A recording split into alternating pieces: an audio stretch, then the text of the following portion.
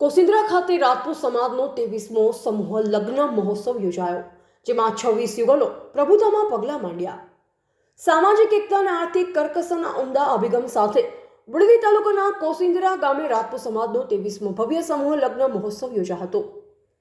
Ganpatsinh Bharatsinh Solanki GB બાપુએ આ સમૂહ લગ્ન કરવાની શરૂઆત કરી હતી અને આજે 23મો સમૂહ લગ્ન નિમિત્તે જીબી સોલંકીના માર્ગદર્શન હેઠળ આ પ્રસંગ ઉજવાયો હતો। વર્ષ 2002 થી અવિરત સેવા યજ્ઞ સામાજિક અગ્રણી શ્રી જીબી સોલંકીના માર્ગદર્શન હેઠળ વર્ષ 2002 થી શરૂ થયેલ આ સિલસિલો આજે 23મા વર્ષમાં પ્રવેશ્યો છે, જેના ફળ સ્વરૂપે આ વર્ષે 26 જેટલા નવદંપતીઓ અહીં લગ્ન ગ્રંથિએ બંધાયા હતા। છેલ્લા 2 દાયકાથી વધુ સમયથી ચાલતા સમૂહ લગ્નએ સમાજમાં માત્ર જાગૃતિ જ નથી આણી, પરંતુ મોંઘાલાડ લગ્ન ખર્ચ સામે મધ્યમ વર્ગ માટે આર્થિક બચતનો માર્ગ પણ મોકળો કર્યો છે। આ પરંપરાથી રાજપૂત સમાજમાં સંગઠન અને એકતા વધુ મજબૂત બની છે। આ સમારોહમાં રાજપૂત સમાજના અગ્રણીઓ, રાજકીય, સામાજિક મહાનુભાવો અને મોટી સંખ્યામાં સ્નેહીજનો હાજર રહી નવદંપતીઓને આશીર્વાદ પાઠવ્યા હતા।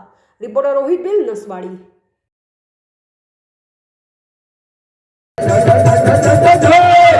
છોટાઉદેપુર જિલ્લા રાજપૂત સમાજ નો આ 23મો સમૂહ લગ્ન કોસિન્દ્રા પાસે બાપુ શ્રી ભારતસિંહ સોલંકી જેવા ઉદ્યાનમાં ઉજવાઈ રહ્યો છે।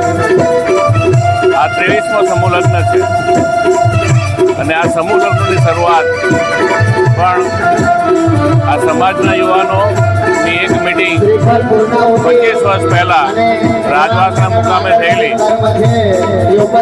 જ્યારે હું પણ 45 વર્ષ કે 46 વર્ષની ઉંમરનો હતો અને ત્યારે સમાજના યુવાનોએ ભેગા થઈ અને સંકલ્પ કરેલો કે આપણે સામાજિક એકતા કેળવીએ, સમાજમાં જે ખોટા ખર્ચ છે એમાંથી સમાજને બચાવીએ અને એના માટે એકત્રિત થઈ અને કોઈ સારું કામ શરૂ કરીએ। એના ભાગરૂપે અમે લગભગ 24 વર્ષ પહેલા નસવાડી શરૂઆત કરેલી। એક પેઢી ઉપરાંતનો સમય વીતી ગયો છે, તેમ છતાં સામાજિક એકતા વર્ષો વર્ષ વધતી ગઈ, સામાજિક ઉન્નતિ પણ વધતી ગઈ અને યુવાનોના પ્રયત્નોથી સમાજમાં ચાલતા મોટા ખર્ચાઓ માટેની જે સમજ છે એ સમાજમાં ઊભી થઈ અને એના ભાગરૂપે ઉત્તરોત્તર સમૂહ લગ્નમાં ભાગ લેનાર જોડાઓની સંખ્યા વધતી ગઈ। શરૂઆતમાં 2, 4, 5, 6 જોડા આ સમૂહ લગ્નમાં જોડાતા હતા।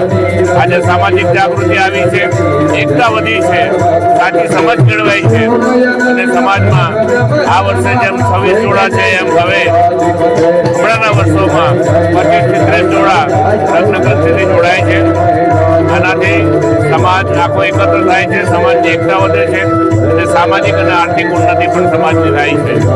અસ્તુ ભારત માતા કી જય।